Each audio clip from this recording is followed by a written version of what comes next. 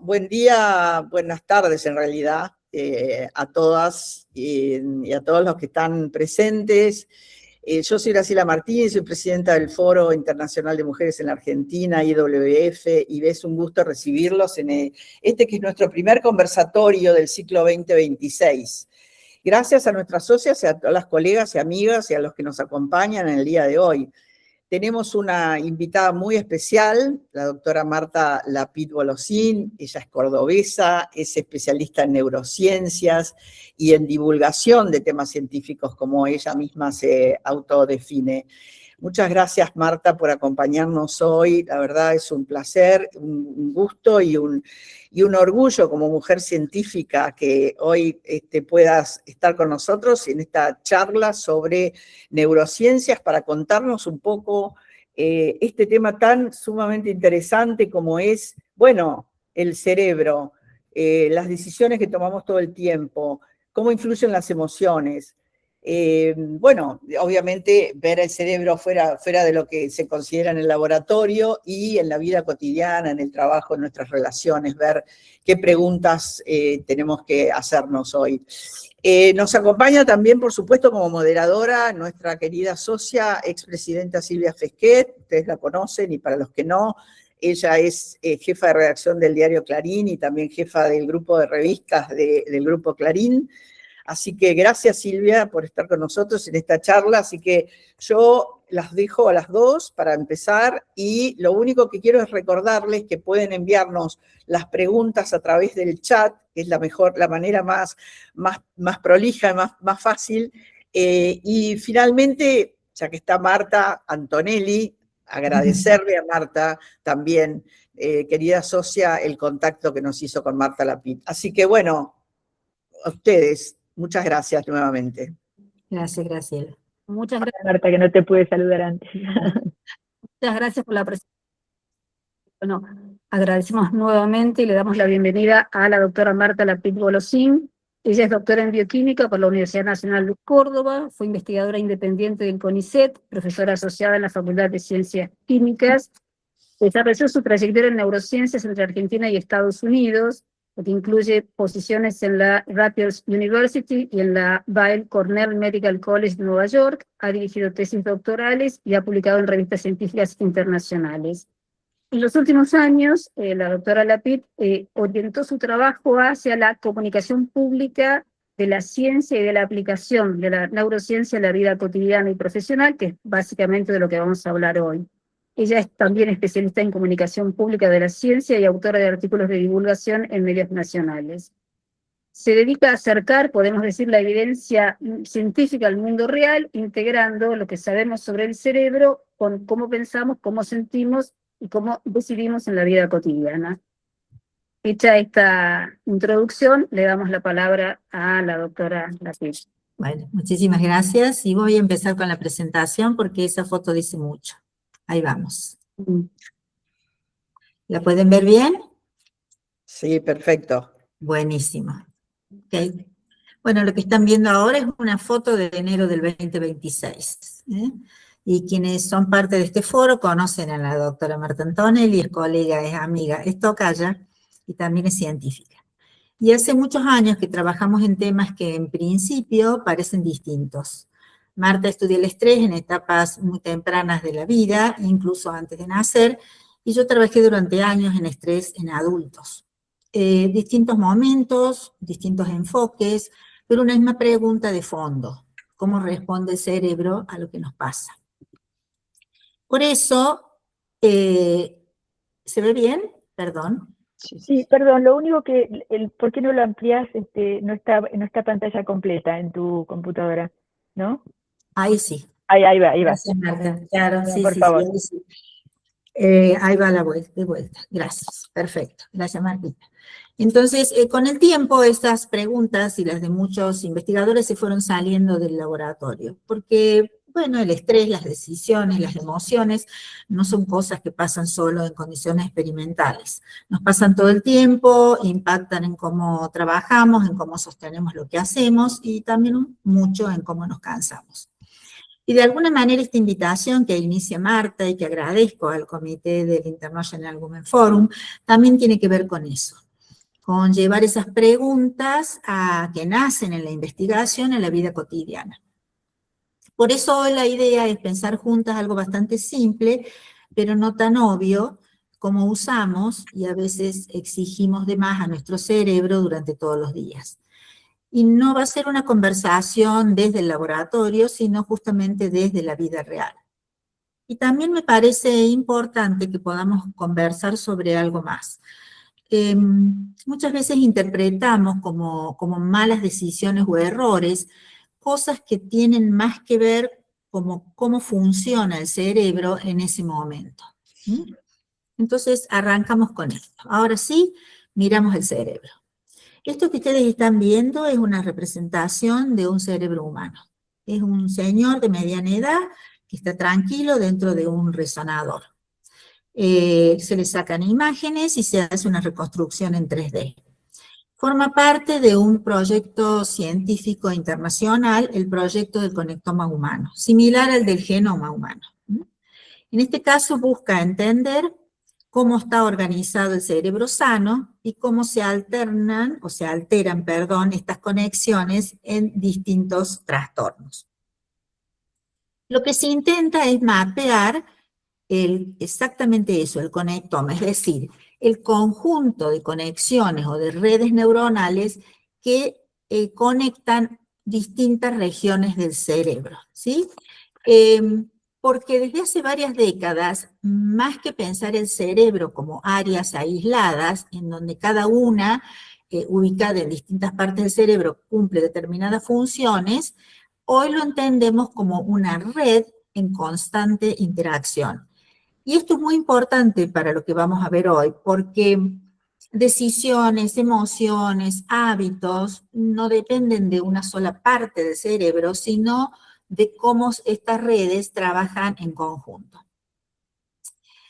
Esta es una figura un poquito más simplificada del mismo proyecto. En este caso es una sola imagen, es decir, la imagen se toma, así se parte el cerebro por la mitad y se abre. Entonces esta es la parte de adelante del cerebro, la que tenemos detrás de la frente, y esta es la parte de atrás, la que está en la nuca.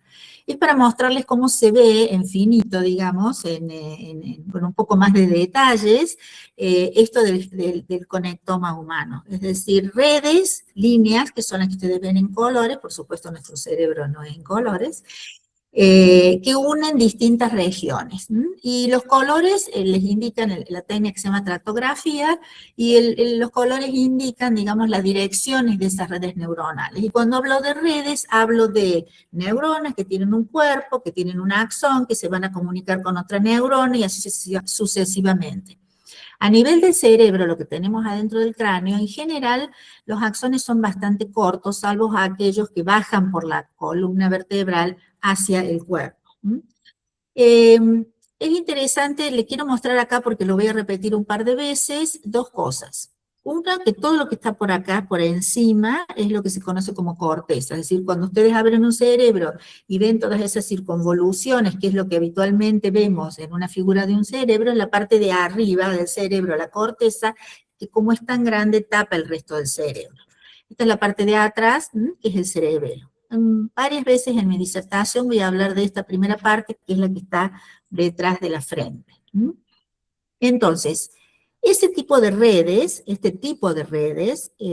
me olvidé de comentar que esta que está en flu, así verde flu, es el cuerpo calloso, son redes que comunican el hemisferio derecho con el hemisferio izquierdo, como verán es muy abundante. Entonces, este tipo de red es la que usamos todo el tiempo.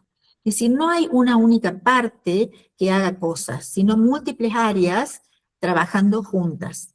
Y lo que hacemos todos los días es justamente el resultado de esa dinámica. Salgamos entonces del cerebro, no nos abrumemos y empecemos nuestro día.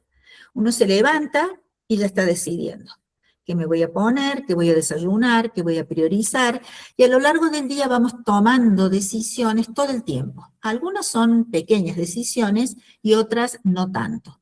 Organizamos, resolvemos y también postergamos. Y llega un momento en que algo cambia.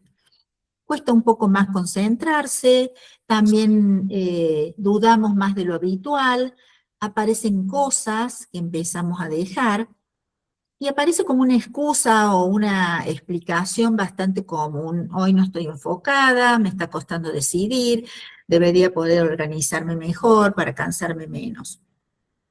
Muchas veces lo interpretamos como cansancio, y de hecho lo es, o como que ese día no estuvimos tan bien como podríamos hacerlo. Pero es importante, y para esto es esta charla, que comencemos a cambiar el foco, porque como se dijo recién, si uno comienza a entender el cerebro, puede comprender que hay otras formas de mirar esto que nos pasa.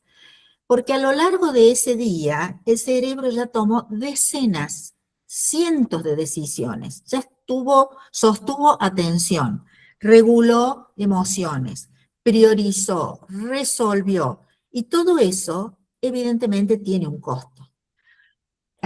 Perdón, me van a ver cada tanto tomar agua, porque me duele un poquito la garganta. Hay varias razones para esto. En esto hay varias razones, empezando porque nuestra energía mental tiene un límite. Es totalmente limitada. El cerebro es muy pequeño en relación al resto del cuerpo, 1,5 kilos, 1,6 kilos más o menos. O sea, si uno lo relaciona con el resto del cuerpo, es una estructura pequeña, es un órgano pequeño, perdón. Consume, sin embargo, alrededor del 20 al 25% de la energía disponible. Es decir, es un órgano tremendamente demandante. Y ese consumo es bastante constante, tanto cuando estamos despiertas como cuando estamos durmiendo, el cerebro sigue trabajando, y cuando hacemos actividades intensas como estar estudiando o generar un proyecto o estar pensando en algo que nos está ocupando la mente porque nos preocupa, etcétera, etcétera. Por eso el cerebro no está diseñado para optimizar todo el tiempo. Está diseñado básicamente para adaptarse y para ahorrar energía. Entonces, no siempre busca la mejor decisión posible. Busca una que sea suficientemente buena con el menor costo. Y gran parte de cómo pensamos y decidimos tiene que ver con esto, con ahorrar energía. Disculpen. Otra forma o una de las principales estrategias que tiene el cerebro para ahorrar energía es automatizar. Por ejemplo, los hábitos. Los hábitos son la primera solución del cerebro a ese límite, al ahorrar energía. Gran parte de lo que hacemos no es deliberado. Los hábitos reducen nuestra carga cognitiva. ¿Qué quiero decir con esto? La cantidad de esfuerzo mental y recursos que utiliza nuestra memoria de trabajo para procesar información en un momento determinado. Dado que esa memoria tiene una capacidad limitada, nosotros no tenemos un cerebro que puede guardar absolutamente todo, si la información supera ese límite, ocurre una sobrecarga que dificulta la resolución de problemas. Entonces, eso es extremadamente eficiente. Es decir, el hecho de que generemos hábitos. Pero, por supuesto, y me van a escuchar varias veces poner un pero, también tiene un costo. Cuanto más automático es un comportamiento, menos esfuerzo requiere, pero también menos flexible se vuelve. Un ejemplo simple, algo como entrar a la cocina a la mañana y preparar el café, ¿no? Siempre lo hacemos generalmente de la misma manera, o lo que desayunemos, no necesitamos pensar nada, ¿no es cierto? Rápido y eficiente. Pero si un día compramos una cafetera nueva que es algo digital o estamos en otro lugar, ese mismo hábito ya no funciona igual. Entonces hay que frenar, hay que pensar y hay que ajustar. Cuando aprendemos a manejar, ese es otro ejemplo, al principio tenemos que tomar un montón de consideraciones, pero después llega un momento en que nos subimos al auto y llegamos al trabajo a donde tenemos que llegar sin haber dado cuenta la ruta que tomamos, es decir, automatizamos. Los hábitos, y esto que les estoy mostrando en la figura, tienen una secuencia particular que es bastante simple. Es decir, hay algo que dispara la acción, por ejemplo, cuando entro a la cocina, hay algo, ese disparador genera la rutina, es decir, preparo el café, una conducta que se repite, y algún tipo de resultado o de recompensa. Es decir, que en ese proceso el cerebro aprende algo que es muy importante, que es anticipar. El cerebro anticipa lo que se viene, anticipa ese resultado, anticipa la recompensa. Y aquí aparece algo importante que lo puse pequeñito acá abajo, es decir, el disparador, la rutina, la recompensa, esto que aparece acá abajo, que es un neurotransmisor que ustedes conocen muy bien, lo han escuchado un montón de veces, la dopamina. La dopamina tiene varias de estas redes neuronales que les hablé, utilizan como neurotransmisor dopamina, pero particularmente en este rulito del hábito, la dopamina no trabaja como placer en sí mismo, sino como una señal con que algo vale la pena de ser repetido. Y cuando más repito ese circuito, más automático se vuelve. Y cuanto más automático lo vuelvo, menos esfuerzo requiero. Pero también, otra vez el pero, menos espacio deja para decidir distinto. ¿Qué otra cosa utiliza el cerebro para ahorrar energía? Una de las cosas es simplificar. El cerebro le encanta simplificar. Por eso usamos lo que en neurociencia y también en psicología se llama heurísticos. ¿Qué quiere decir heurísticos? Son reglas rápidas, aproximaciones, formas de decidir sin evaluar toda la información disponible. Desde el punto de vista del cerebro, es decir, de la neurobiología, esto tiene sentido porque evaluar todas las opciones sería muy costoso en términos de tiempo y en términos de energía. Entonces, ¿el cerebro qué hace? Prioriza la rapidez, la velocidad y la eficiencia. Muchas de nuestras decisiones cotidianas no pasan por un análisis exhaustivo, sino por procesos mucho más rápidos y más automáticos.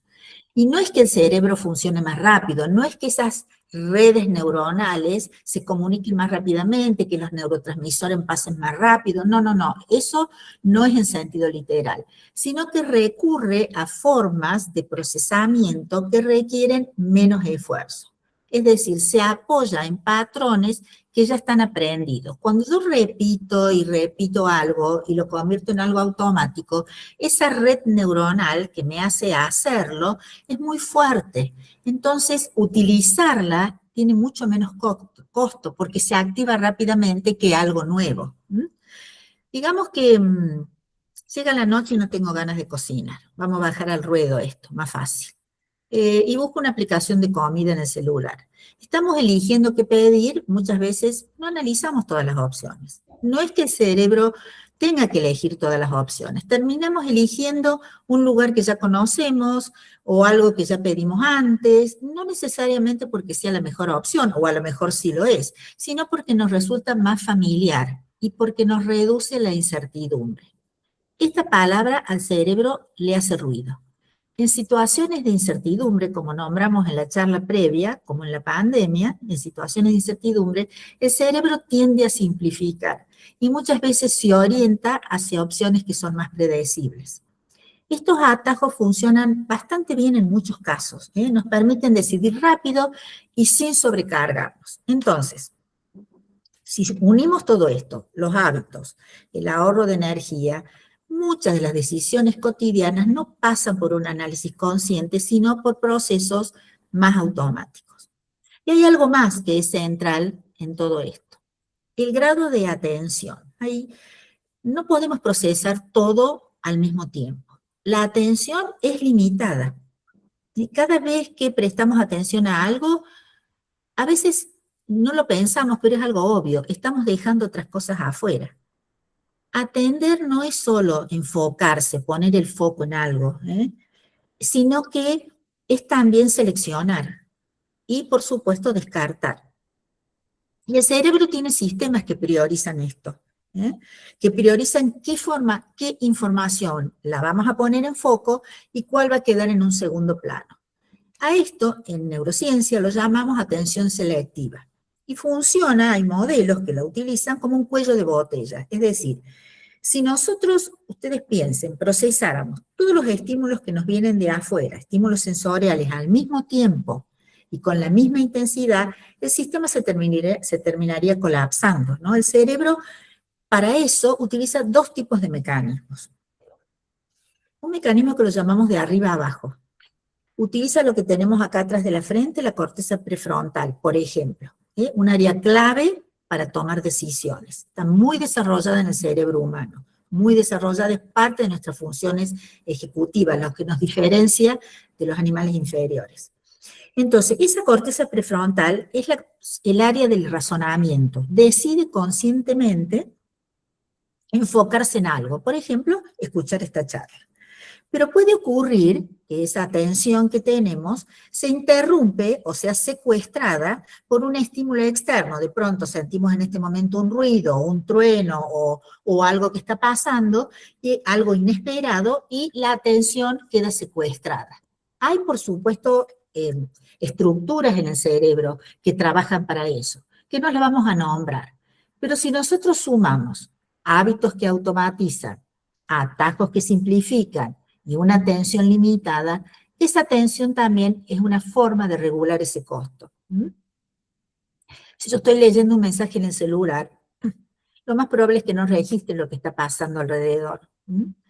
Entonces, atender no es solo enfocarse, recuerden eso, es también excluir. Y vamos a juntar de vuelta todo, y van a ver que yo repito en ese sentido para que vaya quedando grabado. Una energía limitada, los hábitos, los atajos, la atención. Entonces, todo eso parece que hace que una idea en todo esto que es realmente clave, ¿sí? Y que es cómo decidimos.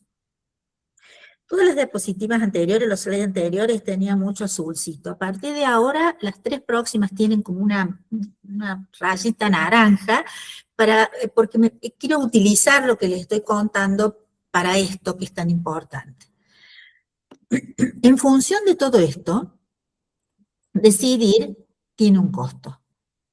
Es decir, no todas las decisiones cuestan lo mismo, pero todas consumen recursos. Y a medida que acumulamos decisiones a lo largo del día, tendemos a simplificar más, a postergar, a elegir opciones más automáticas.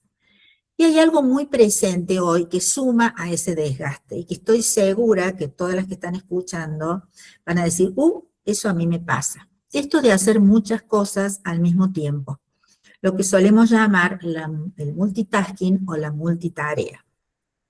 Desde la neurociencia, quienes estudian esto de la multitarea, decimos que el cerebro no puede hacer varias cosas al mismo tiempo.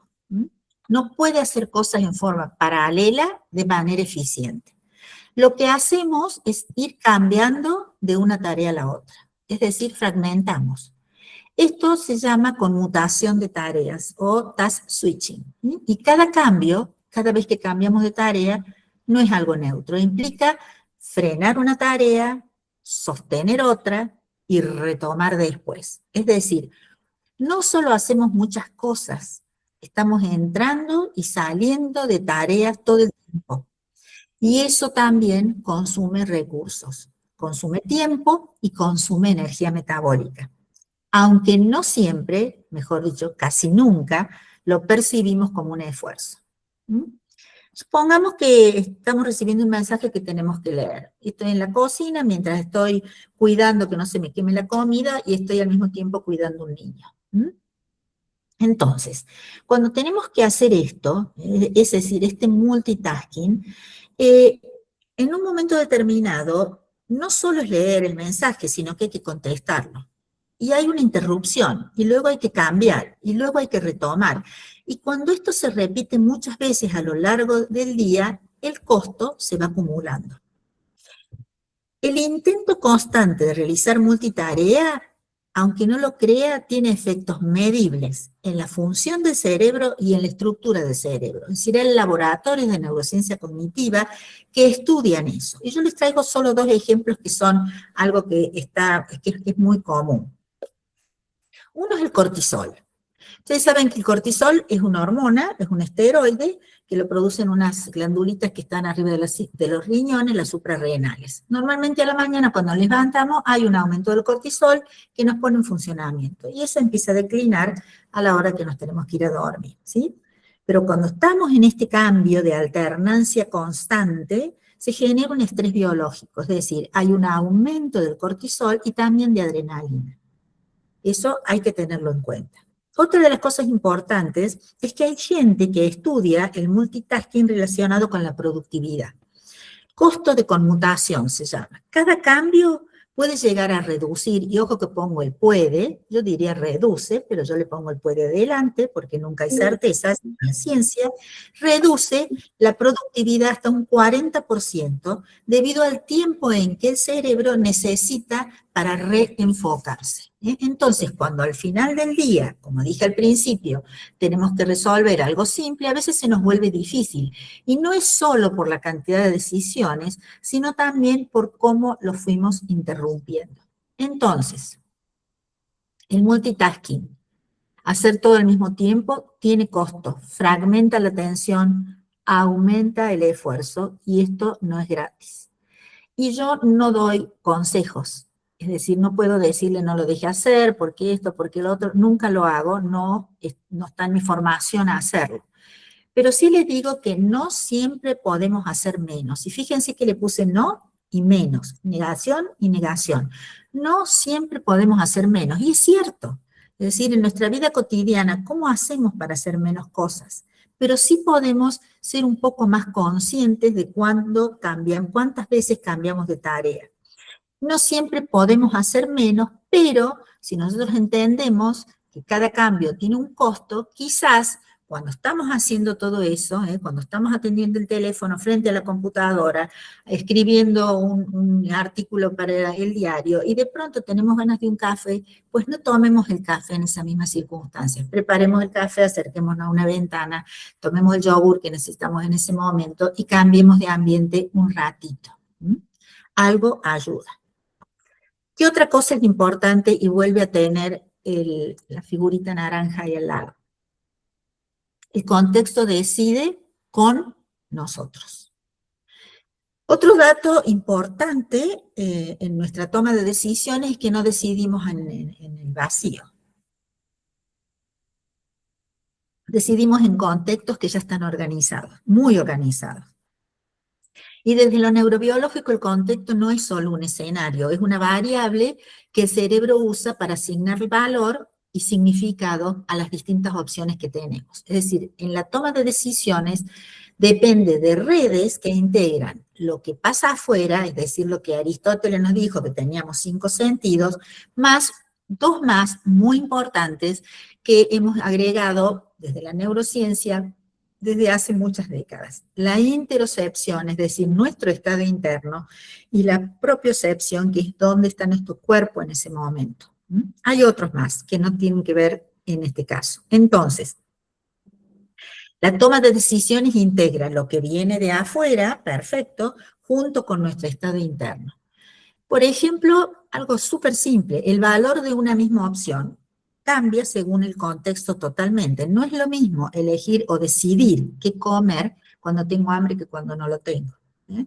O, por ejemplo, la situación de una presión o frente a un estrés determinado, el cerebro siempre va a tender a simplificar o a sesgar las decisiones.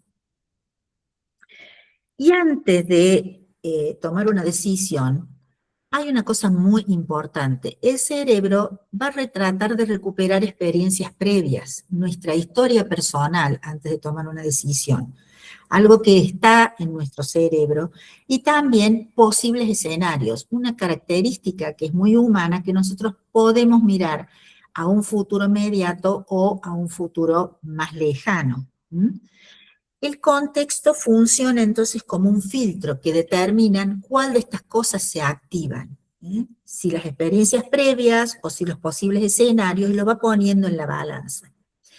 Y una cosa que es muy importante y que yo creo que nombré muy al pasar es el diálogo entre el cerebro y el cuerpo. Esto hace mucho tiempo que se está estudiando, pero ahora yo creo que todas hemos leído mucho sobre eso. Hay mucha gente muy interesante en Argentina que nos habla de cómo el cerebro dialoga con el intestino. El diálogo es bidireccional o con el corazón, muy interesante. Y en estas evaluaciones que hacemos de decidir y la importancia que tiene el contexto, también esta evaluación ocurre a través de señales corporales, lo que se ha llamado marcadores somáticos, que orientan la decisión incluso antes de que aparezca un razonamiento totalmente consciente. Es decir, las opciones que tenemos disponibles, el tiempo, la presión, el entorno, todo influye en lo que finalmente hacemos. Y muchas veces elegimos no entre todo lo posible, sino entre lo que el contexto nos deja ver. Y les puse acá un ejemplo sumamente simple, el más simple de todos. Creo que cuando uno va a hacer una compra al supermercado, va a comprar algo, se para delante de una góndola y no evaluamos todos los productos posibles. Generalmente tomamos el que estamos acostumbrados, elegimos entre el que vimos primero, lo que está mucho más accesible, lo que está en promoción y a veces lo que no necesitamos. Y estas opciones, ustedes lo saben muy bien, no están organizadas al azar, están dispuestas de una manera que orientan nuestra atención y simplifican nuestra decisión. Entonces, muchas veces no elegimos entre todo lo que podríamos elegir, sino entre lo que el contexto nos pone adelante. Y si las decisiones no son solo racionales, es muy importante entender las emociones. Acá el rol de las emociones se vuelve clave. Las emociones son parte de cómo el cerebro interpreta lo que pasa y organiza la respuesta. No son algo que simplemente aparece y que podemos prender o apagar. Frente a una determinada situación, el cerebro detecta señales que son relevantes y muchas veces lo hace de manera automática. Y ahí activa respuestas en el cuerpo, que es lo bastante común, sobre todo si se trata de supervivencia, ¿no? Cambia la activación de ciertas partes del sistema nervioso, periférico sobre todo, moviliza la atención hacia eso que está ocurriendo, pasa la energía metabólica para que la usemos frente a esa situación. Y ese procedimiento o ese procesamiento es sumamente rápido. En ese proceso participan distintos sistemas que están en diálogo permanente. Por un lado, estructuras muy chiquititas que están por acá, metidas muy en el medio del cerebro, muy antiguas, que compartimos con los mamíferos, aún con los animales muy inferiores, que son dos estructuras, siempre pongo las manos así porque tienen forma de almendras y son chiquititas como la almendra, ubicadas una en cada hemisferio, que son las amígdalas cerebrales. La amígdala cerebral está muy relacionada con la supervivencia y por supuesto en tiempos de cavernas era muy importante porque la amígdala cerebral es quien controla o regula las situaciones de miedo, al miedo, pero también a todas las otras emociones que nosotros podemos sentir. Y lo que hace la amígdala es que detecta la relevancia de esa señal y activa las respuestas emocionales. Por otro lado, tenemos, y vuelvo de vuelta a esta parte que tenemos detrás de la frente, la corteza prefrontal, que va a integrar esa información, la va a poner en contexto y nos permite modular esa respuesta emocional. No son sistemas separados. Los sistemas dialogan todo el tiempo. Si hablamos de redes neuronales densas, es enorme la cantidad de redes neuronales que contacta esta zona que es tan nueva de la corteza, esta que está la corteza prefrontal, con algo tan antiguo como son las amígdalas cerebrales. Porque no son sistemas separados, van a trabajar siempre juntos todo el tiempo. Y junto a eso, porque bueno, somos complicados, vamos a integrar esto con nuestra experiencia, con nuestra historia personal, con el contexto en que están ocurriendo esas emociones, y eso termina definiendo la forma en que lo sentimos. Y regular en color rojo, una emoción, no es lo mismo que controlarla o que suprimirla. No podemos decidir no sentir, eso es imposible. Pero sí podemos intervenir en qué hacemos con eso que sentimos. No hay tampoco una estrategia única que funcione siempre igual, con los otros e inclusive con nosotros mismos. Bajo esto a algo de todos los días, o que puede ocurrir cada tanto. Recibimos un correo o un mensaje, o estamos charlando con alguien, ¿no es cierto?, que nos dice algo que nos incomoda, o que nos genera cierto malestar. En ese momento aparece la reacción. Puede ser la ira, puede ser el enojo, puede ser ese malestar, una forma de emoción. El impulso o la reacción es contestar rápido, aclarar la situación, defender la posición, etcétera, y respondemos en ese momento de una determinada manera, ¿sí? Ahora, si respiramos, respiramos un poquito, dejamos pasar un rato, volvemos más tarde, vamos a responder posiblemente distinto. Lo que les quiero mostrar con esto es que la emoción aparece igual en ambos casos. Siempre eso que nos dicen, que nos produce malestar, nos va a enojar de la misma manera. Pero si yo regulo la emoción y el cerebro regula esa emoción, que no es lo mismo que controlarla o suprimirla, no es lo mismo, es parte de cómo después la puedo gestionar a esa emoción. ¿Qué hacemos con eso que sentimos? Y eso nos va a bajar muchísimo el nivel de demanda. Entonces, regular es un proceso interno, lo hace nuestro cerebro, nuestro cuerpo, etc. Mientras que gestionar es qué hacemos nosotros con esto. Bueno, voy a cambiar un poco el fondo del... Ya estoy terminando para que vengan las preguntas.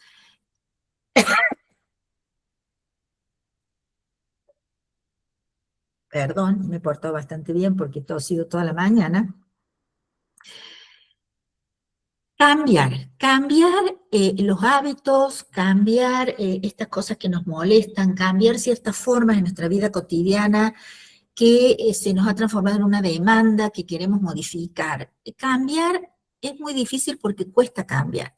Cuando vemos cómo está organizado el cerebro, nos damos cuenta que el cerebro siempre va a favorecer lo conocido porque va a aumentar la eficiencia, va a automatizar las conductas, va a tratar de solucionar algo rápido. Es decir, cambiar, aunque es posible, al igual que decidir, no es solo una cuestión de voluntad. ¿No? Porque si no, la fuerza de voluntad, nos decían las abuelas, nos decían las mami, no es así, las emociones y el contexto influyen enormemente. Entonces cambiar no es algo simple, en realidad es decidir distinto. Por eso cambiar no es solo elegir otra cosa, implica esfuerzo, implica cierta incomodidad y sobre todo implica tiempo y repetición. A mí no me gusta ser autorreferencial, pero yo cambié un montón de cosas, porque me pongo un objetivo, porque a lo mejor conozco un poco más cómo funciona el cerebro, pero me pongo un objetivo y me organizo un determinado plan. Dejé de comerme las uñas, dejé de fumar, cosas difíciles, dejé de hacer muchas cosas, bajé de peso, es decir, me puse con una dieta y pude hacerlo, cambié un montón de veces el plan, no el objetivo. Y ahora tengo uno, que es que me quiero ir a dormir relativamente temprano. Es decir, ¿por qué? Porque me levanto muy temprano. Entonces, eso nosotros lo sabemos, es algo muy común. Sabemos que no podemos acostarnos muy tarde, sabemos que como adultos tenemos que dormir al menos 7 horas, ¿no es cierto? Lo entendemos, lo hemos leído, lo hemos escuchado, hasta lo hemos decidido. Pero llega la noche y me prendo con un libro. Es decir, y me quedo hasta las 2 de la mañana, o de pronto contesto lo que no contesté en el celular, ¿no? O una película, ¿no? Y de pronto apago la luz a las 2 de la mañana. Pero es algo que muy importante acá, que les quiero traer con esto, que es una cosa simple, pero que me parece que pega mucho con esto. El cerebro puede cambiar. El cerebro puede cambiar porque tiene la capacidad de modificar sus conexiones. Esas conexiones cerebrales las puede modificar a lo largo de la vida. Para la neurociencia, el cerebro termina de desarrollarse alrededor de los 20, 25 años. Esa es otra etapa que a lo mejor algún día Marta les puede contar. Lo que llamamos neuroplasticidad se mantiene en la vida adulta y podemos conversar sobre eso luego. Por eso cambiar es posible, pero lo que es importante que sepan es que si bien podemos cambiar las conexiones y podemos crear circuitos nuevos y dejar los malos ahí guardaditos, no es algo inmediato. Saber no alcanza para cambiar y no es solamente por voluntad, sino por cómo está organizado nuestro cerebro. Cuando ese esfuerzo y esa repetición, y acá viene algo importante, se sostiene en el tiempo, cuando contexto, emociones, cambios constantes, demandas y demandas existen en el presente, aparece esto. El cerebro tiene una respuesta a las demandas sostenidas que es el estrés. Y a veces ni nos damos cuenta que estamos todo el tiempo un poquito estresadas. Estamos buscando la forma de salir de ese estrés, ¿no? Haciendo cosas que todo ayuda, todo ayuda. El estrés sostenido agota y va cambiando el cerebro. Cuando esa respuesta se mantiene en el tiempo, el cerebro reorganiza sus prioridades, reduce el margen para evaluar con más flexibilidad. Impacta en cómo decidimos, en cómo regulamos lo que sentimos, en nuestra capacidad de cambiar. Bajo estrés, lo más probable es que volvamos a lo conocido, que va a ser difícil sostener, cambiar hábitos y sostener nuevos. Entonces, de vuelta, no es que el cerebro pierda la capacidad de cambio, la neuroplasticidad está ahí, disminuye nuestra flexibilidad cognitiva. Y muchas veces, como dije al principio, lo que leemos como cansancio, lo que leemos como una falta de claridad o leemos como una dificultad para decidir, es un cuerpo y un cerebro tratando de adaptarse a un contexto de altísima demanda. Y acá traigo un pequeño resumen para que después podamos charlar. La neurociencia no da recetas, pero sí pone límites y posibilidades. ¿Qué es lo que sí sabemos? Sabemos que no somos totalmente racionales, sabemos que el contexto importa, que influye, que muchas veces mucho más de lo que lo percibimos. Sabemos que la energía mental es limitada, que el cerebro tiende a ahorrar recursos, porque si no se comería toda la glucosa, porque con eso se alimentan las neuronas, y el cuerpo la necesita para otras cosas. Sabemos que cambiar es posible, pero que no es inmediato ni lineal. Y al mismo tiempo, entender esto no significa que todo esté completamente resuelto, porque hay cosas que no sabemos del todo.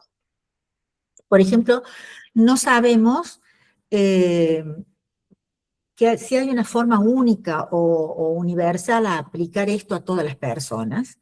No sabemos, o sabemos que no todo funciona igual para todos y en todos los contextos. Pero sí que entender cómo funciona significa que hay alguna forma distinta de poder usar nuestro cerebro. Y en este sentido, la neurociencia, creo que ahora está re de moda la neurociencia, le ponemos neuro a todos, hay que ser muy cuidadosos con eso, ¿no? La neurociencia viene a ayudar o a entender un poco mejor qué hacemos y por qué lo hacemos, no viene a decirnos qué hacer. Y entender esto ayuda, o puede que ayude, a cambiar la forma en que pensamos en solitario nuestras decisiones cotidianas. Y también quiero que sepan que todo lo que vimos hoy, por la formación que Marta y Marta tienen, es conocimiento construido con evidencia, con métodos y con validación. Y que al mismo tiempo toda forma de conocimiento tiene límites, que la ciencia no es certeza y que a medida que vamos avanzando, porque conocemos mucho, pero nos falta conocer mucho más, hay muchas verdades universales que van cambiando. Puede ayudarnos a entender mejor la neurociencia, cómo funciona el cerebro en el día a día, pero no agota todas las formas posibles de comprender la experiencia humana. Me parece que eso es muy importante. No viene a reemplazar otras miradas, sino a dialogar con ellas. En ese sentido, más que darnos respuestas cerradas, creo que lo que nos ofrece a los que están fuera de la neurociencia, a los que no los estudian en profundidad, nos ofrece hacer mejores preguntas. Y quizá creo que este es un muy buen momento y un buen lugar para abrir la conversación, porque ahora lo interesante empieza con ustedes. Y muchísimas, muchísimas gracias. Voy a tratar de salir de esto para verlas. Bueno, la verdad, Marta, súper claro, súper interesante, muy motivador, y hay ya unas preguntas, bueno, la verdad que me deja con una cantidad de inquietudes. Vos hablaste, por ejemplo, de incertidumbre y de multitasking, No y te la verdad es escucho. que vivimos, vos hablaste, digo, de incertidumbre y de multitasking, y son palabras que de alguna manera sí rigen nuestra vida. Vivimos los argentinos durante décadas como regidos de incertidumbre. ¿Qué efecto tiene esa especie de exposición constante a lo incierto en nuestro cerebro? Bueno, obviamente que vivir en incertidumbre, o sea, vivir en incertidumbre, y tenemos un muy buen ejemplo cercano, que es lo que nos pasó en la pandemia, ¿no? Es decir, no saber qué nos iba a ocurrir, era algo que estaba ocurriendo en todo el mundo, no que le tocaba a otros, nos tocaba a cada uno de nosotros. Y el cerebro en situación de incertidumbre tiene esa capacidad de, como de cerrarse en sí mismo, como de no buscar otro tipo de salidas, ¿no? Y por otro lado, cuando persiste la incertidumbre, es decir, que viene acompañado, por supuesto, de muchísimo estrés, el estrés produce efectos no solamente funcionales, sino estructurales en el cerebro, ¿no? Entonces, funcionales en el sentido de que lo que hacemos y como les dije, las decisiones que tomamos, etcétera, no son las óptimas para nosotros. Y desde el punto de vista estructural está comprobado de que las conexiones entre neuronas se van debilitando. Por suerte esto es reversible, ¿no? Es bastante conocido y está muy documentado, llevándolo al extremo, que situaciones de depresión severa muestran que el volumen del hipocampo, que es una estructura que está relacionada con el aprendizaje y la memoria, se reduce enormemente. Es decir, que las conexiones entre estos sistemas que dialogan se ven sumamente afectados. Vamos a Eso. ver algunas preguntas. Bueno, acá, ¿qué pasa cuando siempre tomamos una decisión que nos perjudica? Bueno, creo que es un poco de lo que he hablado, ¿no? Cuando tomamos decisiones que nos perjudican, lo hacemos, o sea, nuestra vida se transforma en un permanente estado de demanda, ¿no? Es decir, de querer cambiar, y eso siempre nos va a llevar a la situación de estrés. Así que, y le quiero comentar algo, la principal hormona del estrés, la primera que se desregula en situaciones de estrés es el cortisol. Y no hay, yo creo que no hay estructura o célula, tanto en el cerebro como en el cuerpo, que no tenga receptores para el corticoide. O sea que cuando aumenta mucho el cortisol y el cortisol está sostenido, aparece esto que ahora es tan famoso entre la gente más joven, que es el burnout, ¿no es cierto? Es decir, tengo este cerebro quemado, y eso es literalmente lo que está ocurriendo, ¿no es cierto? Es decir, no hay estructura del cerebro que no quede desregulada por el exceso de cortisol. Y de modo de que hay que buscar opciones de cambio y utilizar estos elementos que nos da que nuestro cerebro adulto es plástico, ¿no? Es decir, hay muchas maneras de salir de eso, desde las más simples, a cada uno le sirve otra cosa, desde comenzar a hacer una clase de gimnasio, o de yoga, o de tai chi, o modificar la alimentación, o salir, si es posible, del ambiente tóxico, y si no se puede salir del ambiente tóxico, bueno, salir por momentos de ese ambiente tóxico. Es decir, utilizar esa capacidad que tiene el cerebro humano, y nosotros conocemos exactamente lo que es la neuroplasticidad. La neuroplasticidad no solo fortalecer conexiones, sino debilitar las que nos molestan. La plasticidad es generación de nuevas neuronas en áreas que nos hacen falta, sobre todo lo que más se conoce es a nivel del bulbo olfatorio y del hipocampo, es decir, áreas que el hipocampo que están relacionadas con aprender. Entonces muchas veces hacer el esfuerzo de nuevos aprendizajes, de aprender nuevos idiomas, no de volver a lo anterior, o de volver a lo que nos gusta, es decir, tener esos espacios, digamos, de pequeños placeres, ¿no? De vuelta, es lo mismo que ustedes leen, solo que ahora aplicado a lo que sabemos que ocurre en el cerebro. Es lo que ustedes pueden leer, es decir, o que pueden intuir, pero en este caso bien informado. Pero vamos a otra pregunta. Dice, ¿se pueden tomar decisiones y trabajar en muchos problemas a resolver distintos y simultáneos? Depende de la dificultad o creatividad de las tareas y de las personas, los hábitos cotidianos no son el problema. Bueno, esto no sé, creo que en realidad más que una pregunta es una opinión. Yo lo dije, es decir, creo que quedó claro, es decir, es imposible sacar que nosotros hagamos el multitasking. Hoy, en el mundo que vivimos, hacemos muchas veces muchas tareas en paralelo. Pero tiene que saber la persona que pone eso que nunca va a ser eficiente en todas las tareas de la misma manera. Entonces, la eficiencia o el consumo de recursos o el cansancio que puede llegar a tener al final del día o al final del año es inevitable. Entonces, sí, yo creo que sí se puede hacer. De hecho, yo muchas veces hago multitasking, muchas veces. Y eso obviamente que tiene un costo. Recién mencionaste, sí, como una de las cosas, bueno, uno puede hacer una clase de gimnasia, y vos pones mucho énfasis en el ejercicio físico. Creo que cada vez que te mudabas o tenías que estar en una otra ciudad, lo primero que buscabas era un buen gimnasio cerca. ¿Cuál es exactamente el peso, la importancia que tiene el ejercicio físico en lo que Muchísimo. funciona? Muchísimo. La verdad que muchísimo. Hay expertos en eso, ¿eh? Hay expertos. Ustedes saben que hoy por hoy en los clubes deportivos hay neurocientíficos que orientan a los deportistas, hay entrenamientos adaptados para cada una de las cosas que uno necesita en su vida cotidiana.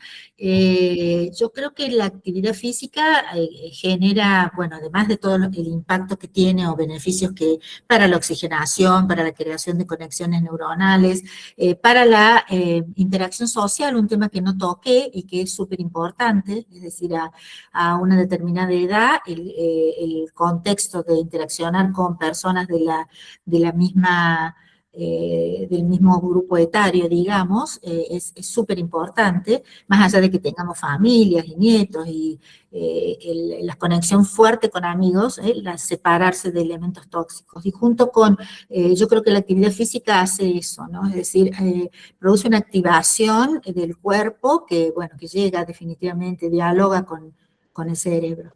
Y no es solamente, es decir, elegir la actividad física que uno pueda hacer, uno no le está pidiendo al cuerpo que haga más de lo que puede, ¿no?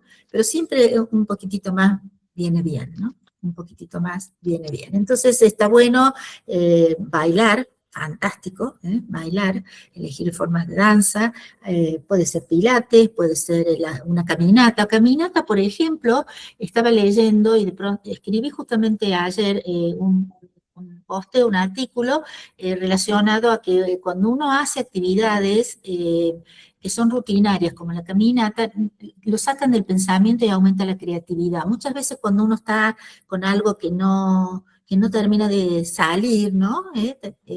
Silvia, tu pregunta, estás con un artículo y ese final no sale como uno quiere, muchas veces hay que utilizar eso de salir un poquito a la naturaleza. ¿Mm?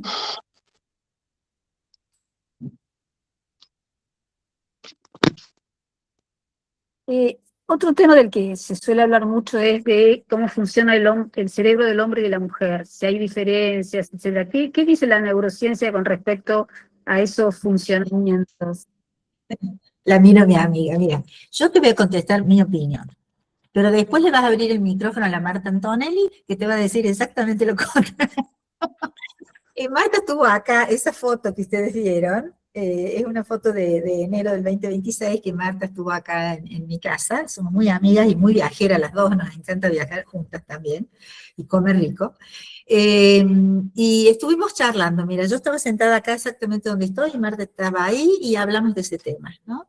Mi opinión es que en nuestro cerebro, si bien existe digamos, un cromosoma X y un cromosoma Y, yo creo que el cerebro es un mosaico. Es decir, tenemos cerebros femeninos, cerebros masculinos, que están dados, digamos, por las condiciones hormonales.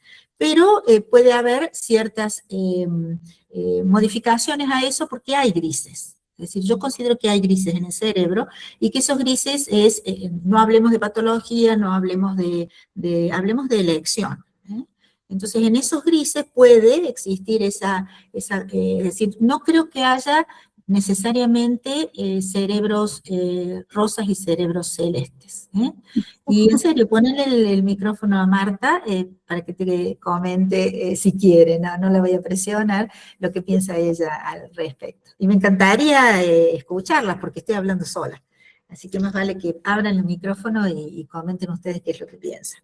porque es un tema muy interesante, es un tema muy interesante. Hay una doctora en Buenos Aires, ustedes tienen gente interesantísima para invitar para estas cosas que si les gusta, no me puedo acordar, pero se llama Lombardi, que es una muy buena comunicadora de ciencia,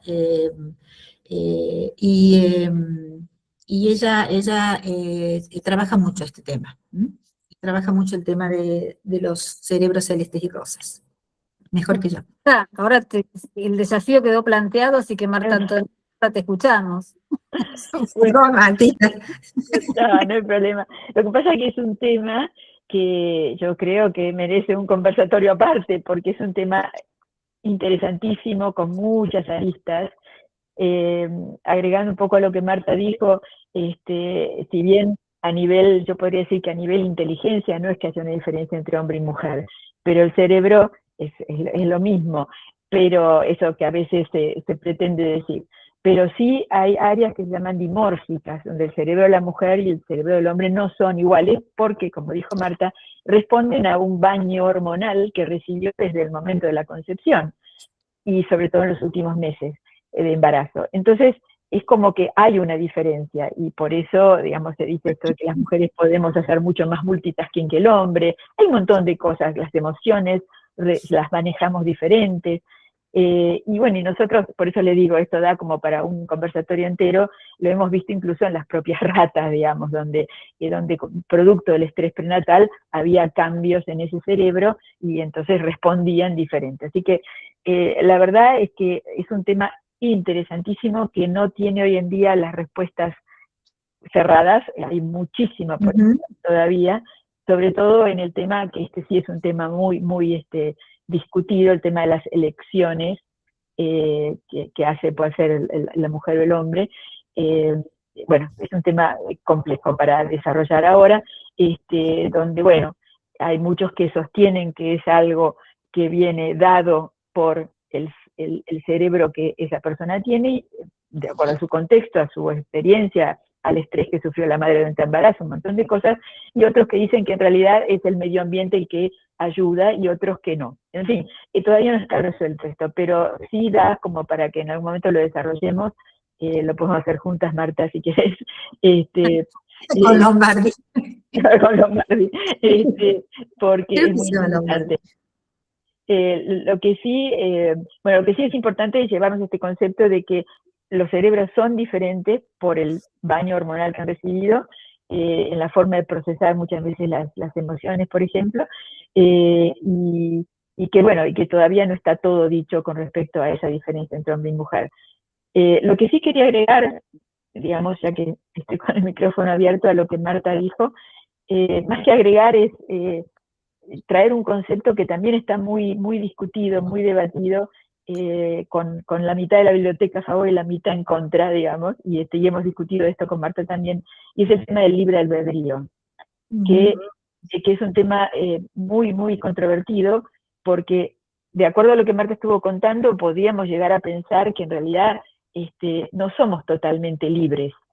O sea, somos libres, gracias a Dios, porque vivimos en un sistema libre de libertad, pero las decisiones están dadas por nuestro cerebro, por lo que pasó ese cerebro durante toda nuestra vida. O sea, uno cree que está decidiendo libremente, pero en realidad está decidiendo un poco por lo que el cerebro le está diciendo, un poco por lo que contaba Marta. Por supuesto hay gente que opina que no, que uno es totalmente libre y uno decide sin que el cerebro importe, pero de acuerdo a lo que ella contó, yo creo que más estaría, es una opinión personal, más a favor de que en realidad decidimos un poco en función de lo que inconscientemente nuestro cerebro, como nuestro cerebro está formado. No sé si querés agregar algo, Marta, porque sé que lo hemos discutido un poco el tema y es controvertido.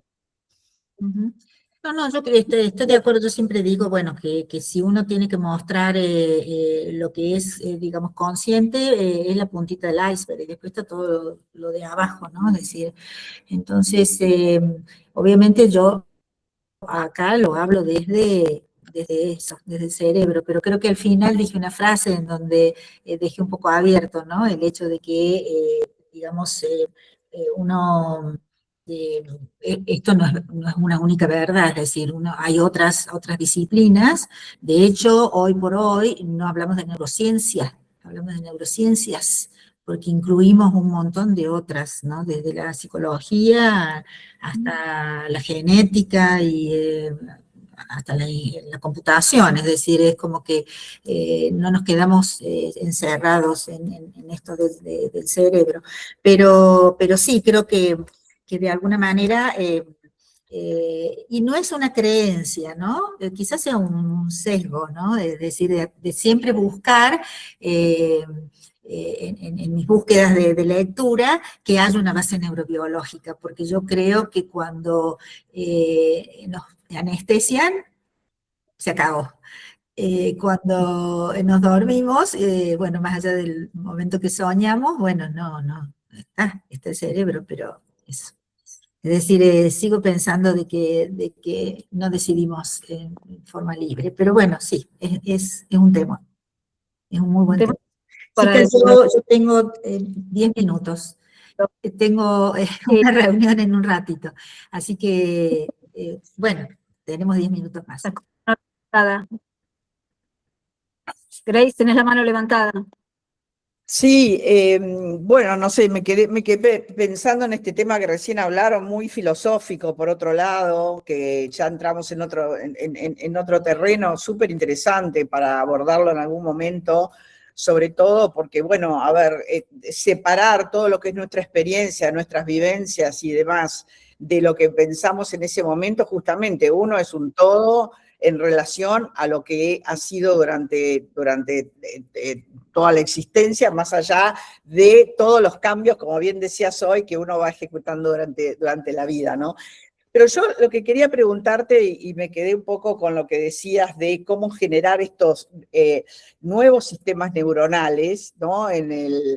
Sobre todo en la corteza frontal, donde está todo lo de la memoria y el aprendizaje, un poco para contrarrestar lo que es en sí el envejecimiento también del cerebro y como del físico, de lo que tratamos de compensar. Entonces digo, a ver, son las motivaciones, son los proyectos, son ese anclaje que uno hace con la vida como para que esto nos lleve a poder, en fin, tener este equilibrio y de poder generar estos nuevos sistemas neuronales que vos decías que bienvenidos sean, que podamos generarlos y todavía durante, no sé, todo el tiempo que tengamos, ¿no? Bueno, por supuesto que podemos hacer muchas cosas. Ustedes vieron que hoy, a partir de una determinada generación, está todo lo que está relacionado con bienestar. Entonces, la gente joven empieza mucho antes que a veces lo que hemos empezado nosotros a hacer este tipo de cambios, ¿no? Pero hoy, cualquiera sea la edad, para poder generar estos circuitos, reforzar o crear circuitos nuevos que son como nuevas avenidas, ¿no? En el cerebro, es importante desafiar al cerebro. Y el desafío del cerebro es mucho más fuerte que obviamente cuando el cerebro es totalmente plástico, ¿no? Es decir, desde la concepción hasta los 20, 25 años, que es cuando nosotros o sea, pensamos de que, o sea, sabemos que el cerebro está completamente maduro, que se han formado todas las conexiones y que hemos, digamos, borrado o eliminado, esa es la palabra, las que no vamos a usar. Y en ese sentido, cuando digo desafío de un idioma nuevo que nunca estudiamos, desafío de un instrumento que nunca tocamos, desafío de un baile que nunca hicimos, desafío de un viaje que nunca nos animamos a hacer. Es decir, eso, bueno, y por supuesto, número uno, el tema de la interacción social. Hay gente que vive muy bien en soledad, de hecho yo vivo bárbaro en soledad. Es decir, una cosa es saber vivir en soledad y otra cosa es sentirse sola, ¿no? Es decir, saber que uno tiene los recursos alrededor, ¿no es cierto?, de amistades incondicionales, de hijos divinos, de nietos amorosos y de una vida propia. Pero a eso, y de vuelta vamos a la parte filosófica, pero es importante, digamos, esto de la interacción social, de generar nuevos grupos humanos con el que uno tenga el mismo diálogo. Pero sobre todo lo que el cerebro necesita, y le recomiendo mucho seguir o leer algunos de los libros de Mariano Sigman. Mariano Sigman es muy bueno, cobra mucho, así que no lo van a poder traer a que le dé una charla, me encantaría, pero no. Pero lo pueden seguir en Instagram, y él habla mucho de esto, ¿no? Habla mucho de esto de desafiar, ¿no es cierto?, el cerebro para evitar el envejecimiento. Obviamente que no queda, bueno, lo que viene con la genética o una enfermedad que nos sorprende, es decir, bueno, eso es imposible de evitar, pero sí hay un tema básicamente también de actitud, es decir, me parece que el tema de actitud, de esto, de estar sentadas derechas como están ustedes, ¿no? Mirando una pantalla, eso me parece muy importante. Y por supuesto los desafíos. Gracias. Y ayudan, seguramente que ayudan. Ayudan, y hay que ponerlos en práctica cuando sentimos que viene ese bajón, que ¿por qué no? ¿No? Entonces, ¿por qué no? Porque por supuesto que nos tenemos que dar el espacio de ese bajón, tampoco podemos estar todo el tiempo, ese espacio tiene que estar. Nos podemos ayudar muchísimo con terapia, eso siempre ayuda, que nos escuchen y que nos abran puertas, no consejos, que nos abran puertas. Coaching no, que nos abran puertas nuevas. En atención a tu tiempo, hay dos preguntas que, bueno, voy a pedir que sean breves. Alicia había levantado la mano. 3 minutos tengo, perdón. ¿Estás muteada, Alicia?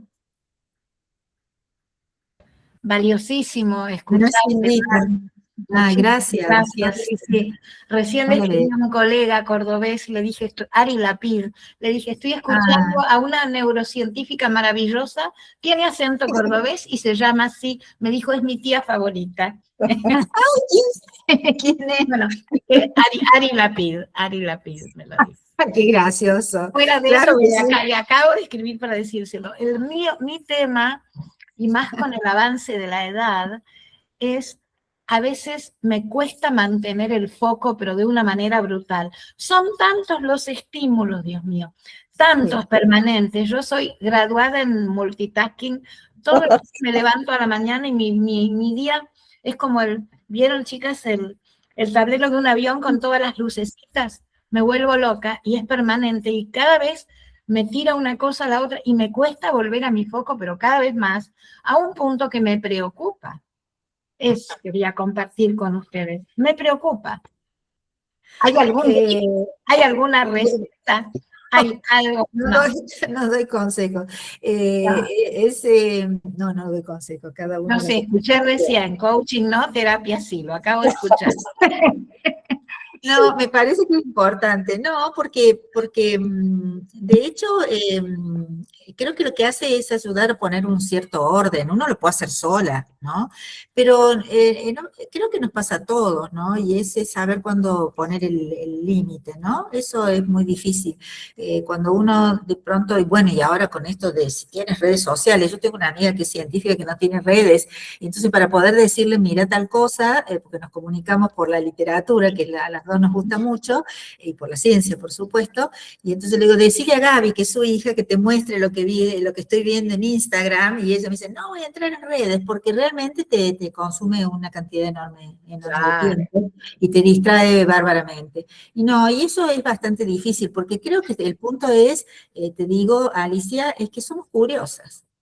Entonces la curiosidad es tremenda, porque la curiosidad te hace a que uno quieras incorporar todo. Y yo lo dije en la charla, nuestra memoria tiene un límite. Nuestra memoria tiene un límite, entonces empecemos a perder ese foco. Ya de por sí el hecho de que tengamos el Google y la inteligencia artificial y todo eso va a hacer que vayamos decayendo en esto de guardar memoria, ¿no? No sé cómo será con los nietos o con los bisnietos. Pero hace falta muchísima disciplina, me doy cuenta. Hace falta mucha disciplina, sí, hace falta mucha disciplina. Hay que gestionar. Y la última pregunta. Norma. Sí, muchas gracias Silvia, muchas gracias Marta, muy interesante. Son dos conceptos que deseaba remarcar en lo que pienso. Las neurociencias que han sido y son tan importantes, más allá, o sea, completando esa primera parte que es todavía la psicología, y alguien mencionó justamente la filosofía, que engloba tantas ciencias, y hoy la neurociencia necesita, o sea, en cierta manera hay una gran transformación, necesita de otras disciplinas, y es esencialmente, más allá de la neurociencia, una búsqueda interdisciplinaria en lo que es el bienestar, el conocimiento de lo que somos, interno y externo. El cerebro es un músculo, me decían cuando era muy pequeña, que había que agilizarlo, trabajarlo y demás, y con la edad, tú lo has dicho, y en la pregunta de Silvia, cuánto es el ejercicio físico, ¿no es cierto? Y cómo se nutren y complementan, es un todo en la toma de decisiones, y hoy hay que incorporar entonces toda esta nueva ciencia y tecnología, que es una nueva neurociencia, y no solo neurociencia, sino una nueva ciencia orgánica y, digamos, de la conciencia, comprendida, incluida la inteligencia artificial, y todo lo que es cuántica, más allá de la física. Muchísimas gracias. Mil gracias, Norma. Gracias a vos, sí. Importantísimo la multidisciplina. Yo generalmente cuando doy charlas en lo académico, lo primero que hago es poner neurociencia como título y le pongo una S final en rojo. Y le pongo todas las disciplinas a las cuales nosotros estamos en este momento trabajando, ¿no? Bueno, yo ya no más. Una de las chicas que hizo la tesis conmigo, aparece y desaparece, Silvia Cademian, le mando un beso. Hace muchísimo que no sé de ella. Más y te pedía apelando a tu Es una reunión. por estar rapidito, ahí Alejandro con una mano levantada, y con esto sí cerramos porque hemos excedido el tiempo que le prometí. Alejandro, te escucho. Sí, hola, no sé si me escuchan. Sí, ¿Estoy bien? Te escuchamos. Desde la cuarentena que no uso este dispositivo de esta manera. Solamente quería agradecerle a Marta, Marta Antonelli, quien me ilustró hace muchos años en nuestras discusiones sobre si era todo somático o influía el medio ambiente, y me reveló, y para mí fue una epifanía, el tema de la epigenética. Dicho lo cual, agradezco mucho la charla y creo que abre posibilidades para conversar sobre muchas cosas, ¿no? Así es.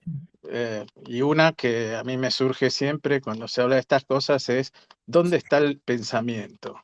¿El pensamiento es físico? ¿Dónde está el pensamiento? Obviamente quedan registrados químicamente los eventos, ¿no? Las cosas, a veces como traumas, otras veces como placeres, pero creo que da para mucho, y también en todo este tema de los hábitos y la toma de decisiones, bueno, que es como un espacio muy abierto, y como me tenía que desconectar ahora, quería agradecerles todo este rato que nos estuvieron ilustrando. Nada más. Bueno, gracias. Valeria era una mano levantada, pero bueno, a ver, Valeria, si es rapidito. Bueno, muy rápido. Primero, decirte, Marta, que soy hija de cordobesas. No almorcé y tengo una reunión a las 3. Bueno, pobre, es un minuto. Te felicito y amo los cordobeses, y mi madre lo era, y bueno. ¿Valeria? ¿Me oís? Vale. ¿Me oís o no? Sí. Bueno, y solo preguntarte esto. Vos dijiste, la glucosa alimenta el cerebro. Y hoy no paramos de escuchar de la gente que dice, coman glucosa y se aseguran el Alzheimer. Coman azúcar, la gente que come azúcar, bueno, ¿es así o no es así? No, la verdad que no he leído nada de azúcar y Alzheimer. Bueno. Me voy a poner con eso.